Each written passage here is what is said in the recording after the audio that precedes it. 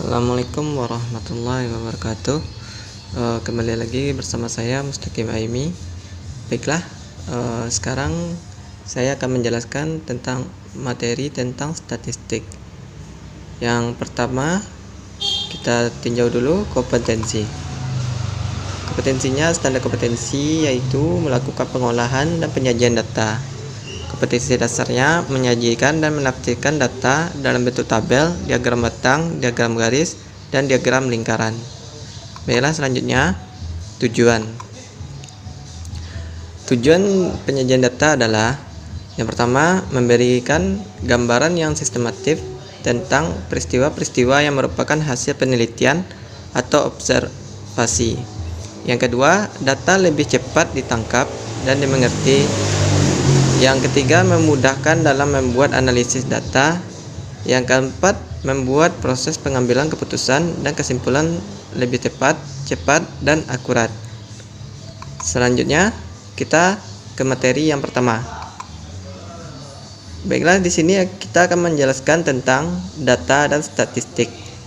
Data adalah kumpulan informasi yang diperoleh dari suatu pengamatan. Informasi ini bisa berupa angka, lambang, atau keadaan objek yang sedang diamati. Berdasarkan jenisnya, data dikelompokkan menjadi dua, yaitu yang pertama, data kualitatif merupakan data yang menunjukkan sifat atau keadaan suatu objek dan tidak bisa diukur secara numerik. Contohnya, data kualitas beras bulan Februari tahun 2020 yang kurang baik. Nah, data itu menunjukkan keadaan beras yang kurang baik, tapi kita nggak bisa mengukur keadaan kurang baik itu dengan angka. Yang kedua, data kuantitatif, yaitu data yang menunjukkan ukuran suatu objek disajikan dalam bentuk angka dan nilainya dapat berubah-ubah. Contohnya, data pertumbuhan panjang tanaman kacang hijau pada tabel. Ini nggak ada ya.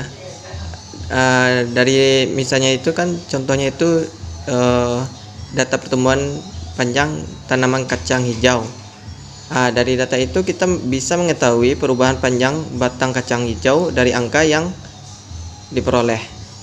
Selanjutnya, setelah data terkumpul, data-data itu kemudian akan diolah dan dianalisis untuk diperoleh sebuah kesimpulan.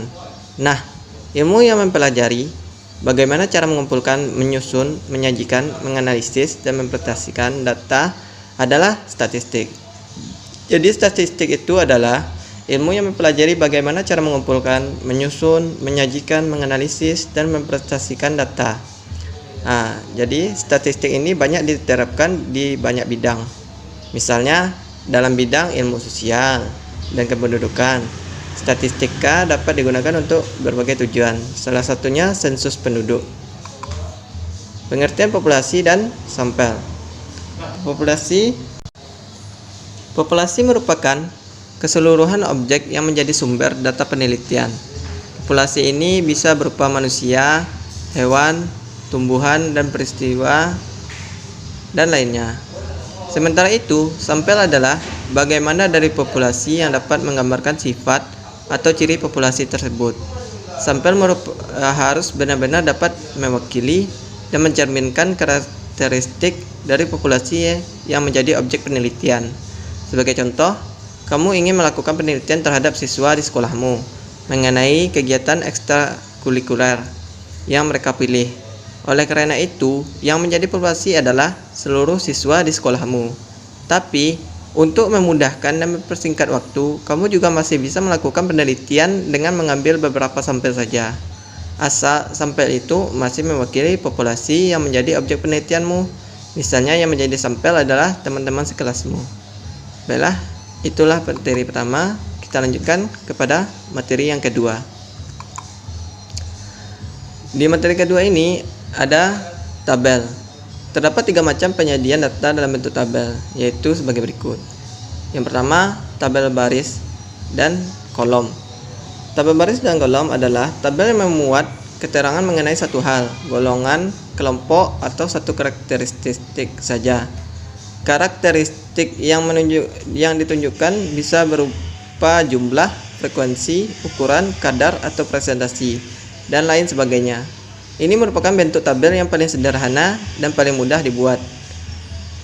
Misalnya data indeks prestasi dari 10 mahasiswa dengan nama A, B, C, sampai I, di mana secara berurutan memperoleh IP 2,5, ya, B 2,8, C 2,9, dan sampai C 3,3. Baiklah, itu secara singkat pengertian dan contoh dari tabel baris dan kolom.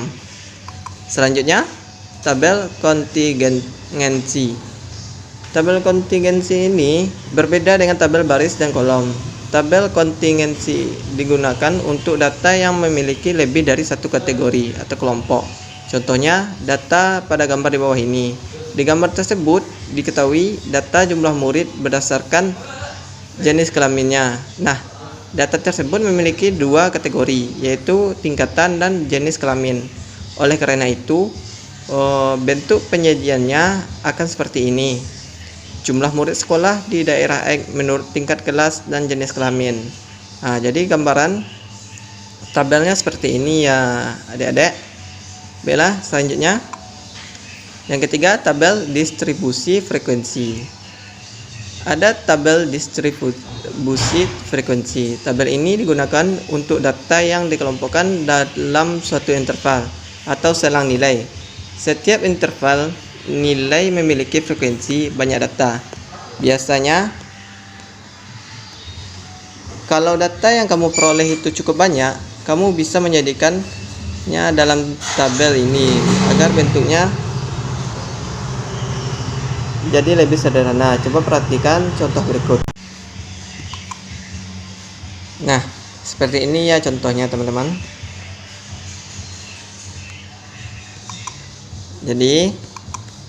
Jadi contohnya berdasarkan gambar ini diketahui data nilai ulangan harian matematika siswa kelas 7B.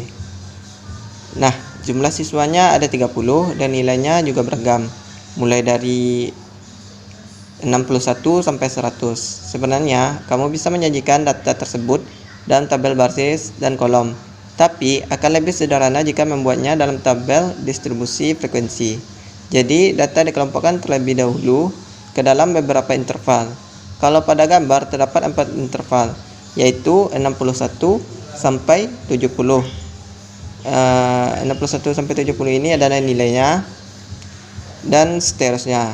Kamu perlu tahu juga nih, setiap interval harus memiliki panjang yang sama. Contohnya interval 61 sampai 70, 71 sampai 80, 81 sampai 50. Jadi jaraknya sama ya. Begitu juga interval lainnya. Nah, frekuensi ini menandakan banyaknya siswa yang mendapat nilai matematika sesuai dengan intervalnya masing-masing. Misalnya frekuensi pada interval 61 sampai 70 ada 3 orang. Berarti banyak siswa yang mendapat nilai antara 61 sampai 70. Pada ulangan matematika ada 3 orang. Baiklah, selanjutnya grafik atau diagram. Diagram yang pertama yaitu diagram batang. Diagram batang biasanya digunakan untuk menyajikan data yang dapat dikategorikan atau dikelompokkan. Contohnya nilai ulangan, jenis pekerjaan, hobi, dan data tahunan. Seperti harga barang dari tahun ke tahun, resiko keuntungan dari tahun ke tahun. Pada diagram batang, data akan digambarkan membentuk persegi panjang yang memanjang ke atas. Setiap persegi panjang harus memiliki lebar yang sama dan tidak boleh menempel antara satu dengan yang lainnya. Misalnya terdapat data jumlah murid SD, SMP, dan SMA dan SMK di kota X. Jadi seperti ini gambaran contohnya. Diagramnya seperti ini ya adik-adik. Jumlah siswa SD. Diagramnya banyak orangnya 1.300. SMP banyak orangnya 900. SMA banyak orangnya 1.100. SMK banyak orangnya 700. Baiklah, yang selanjutnya yang nomor 2, diagram garis. Diagram garis biasanya digunakan untuk menyajikan data yang berkelanjutan atau kontinu, seperti jumlah penduduk setiap tahun, jumlah produksi barang setiap tahun, perubahan iklim, dan cuaca pada rentang waktu tertentu. Sesuai namanya, pada diagram garis, data akan digambarkan membentuk garis. Nah, cara menyajikan data dalam diagram garis hampir sama dengan diagram batang. Hanya langkah akhirnya saja yang berbeda. Kamu hanya perlu menarik garis secara berurut dari titik-titik yang telah disesuaikan dengan data. Kalau data jumlah murid SD, SMP, SMA, dan SMK di kota X kita buat ke dalam diagram garis, hasilnya akan seperti ini. Jadi beda ya Dedek, diagram garis dengan diagram batang. Diagram batang ya seperti batang, diagram garis ya seperti garisnya naik-naik turun. Baiklah, selanjutnya yang ketiga, diagram lingkaran. Diagram lingkaran biasanya digunakan untuk menyajikan data yang dapat dikategorikan atau dikelompokkan. Di sini data akan digambarkan dalam bentuk lingkaran yang terbagi menjadi beberapa juring. Nah, juring-juring ini dapat dinyatakan dalam bentuk persen atau derajat. Besarnya persentase dan derajat dipengaruhi oleh besar nilai atau frekuensi data, sehingga setiap juring akan memiliki ukuran yang berbeda-beda. Jika juring dinyatakan dalam persen, maka untuk satu lingkaran penuh, total presentasinya adalah 100%. Sementara itu, jika juring dinyatakan dalam derajat, maka untuk satu lingkaran penuh, total sudutnya adalah 360 derajat. Jadi adik-adik, dalam lingkaran itu ada berupa persen, ada berupa derajat. Kalau derajat penuhnya adalah 100%, kalau persennya penuh adalah 100%. Kalau lingkarannya penuh dalam derajat adalah 360 derajat. Untuk membuat diagram lingkaran, adik-adik harus menentukan besar persentase atau sudut setiap kategori datanya terlebih dahulu. Adik-adik bisa menggunakan salah satu rumus berikut ini. Rumus-rumus diagram lingkaran. Rumus diagram lingkaran dalam bentuk derajat, yaitu besar sudut, frekuensi per jumlah data ditambah 360 derajat. Dalam bentuk persen, besar presentasi sama dengan frekuensi per jumlah data dikali 100%. Baiklah, selanjutnya, setelah setiap kategori data sudah diubah ke dalam bentuk persen atau derajat, kamu bisa langsung membuat lingkaran dan membaginya sesuai dengan besarnya masing-masing. Gunakan busur derajat agar pembagiannya bisa lebih tepat. Misalnya, kalau data jumlah murid SD, SMP, SMA, dan SMK di kota X kita buat ke dalam diagram lingkaran, hasilnya akan seperti ini. Diagram lingkaran jumlah murid SD, SMP, SMA, dan SMK di kota X dalam derajat. Jadi besar sudut siswa SD sama dengan frekuensi siswa SD per jumlah data dikali 360 derajat. Jadi jumlah siswa SD-nya tadi itu 1300 per jumlah semua murid per 4000 dikali 360 derajat. Jadi hasilnya 117 derajat. Beda segitu sampai selanjutnya. Kita selanjutnya diagram lingkaran jumlah murid SD, SMP, SMA, dan SMK di kota X dalam bentuk persen. Sekarang dalam bentuk persen ya adik-adik. Besar persen siswa di SD yaitu frekuensi siswa SD per jumlah data dikali 100%. Jumlah anak SD tadi 1300 per jumlah banyak murid tadi 4000 dikali 100%, maka hasilnya 32,5%. Begitu selanjutnya. Baiklah adik-adik, kita ke materi selanjutnya yaitu latihan. Kalau adik-adik masih kurang paham, adik-adik bisa mengklik, bisa kembali lagi mengulang materi 1 atau materi yang kedua. Setelah itu adik-adik bisa mempraktekkan apa yang telah adik-adik pelajari.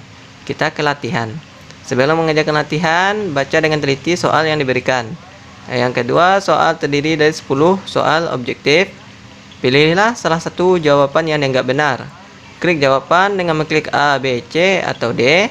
Jika Anda mengklik jawaban secara otomatis, Anda akan lanjut ke nomor soal berikutnya. Anda, adik-adik, dapat mengerjakan kembali soal jika diperlukan. Klik tombol mulai untuk memulai mengerjakan soal. Baiklah, kita mulai mengerjakan soal. Nah, bila kita klik klik klik klik klik klik klik klik klik klik.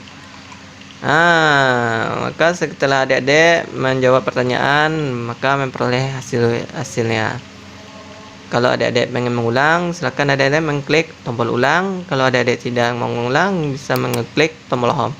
Baiklah, sekian dari Abang tentang materi yang Abang terangkan.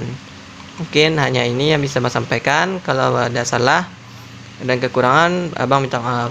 Sekian, wabillahi taufiq wal hidayah. Wassalamualaikum warahmatullahi wabarakatuh.